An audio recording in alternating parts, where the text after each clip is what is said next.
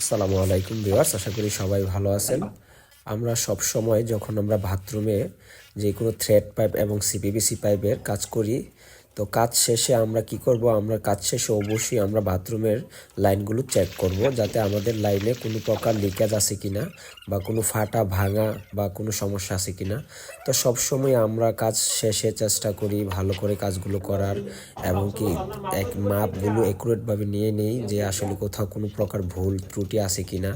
তারপরও আমরা যখন কাজগুলো আমাদের হাতের কাজগুলো করে নিই, করার পর আমরা এইগুলোকে আমরা টাঙ্কি সেট আপ করে পানি দিয়ে চেক দিই 2-4-5 দিন চেক দিয়ে দেখি কোনো প্রকার লিকেজ হয় কিনা বা কোনো সমস্যা হয় কিনা।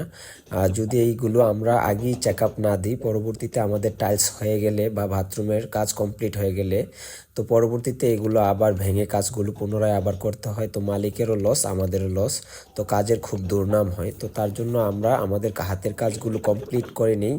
কমপ্লিট করার পর আমরা টাঙ্কিতে পানি লোড করে আমরা এগুলোতে প্রেসার দিই, প্রেসার দিয়ে আমরা লাইনগুলো চেক দিয়ে দেখি যে আসলে আমাদের লাইনের প্রেসার কতটুকু আছে, পানির প্রেসার কীরকম আছে, এবং কি লাইনে কোথাও কোনো লিকেজ আছে কিনা।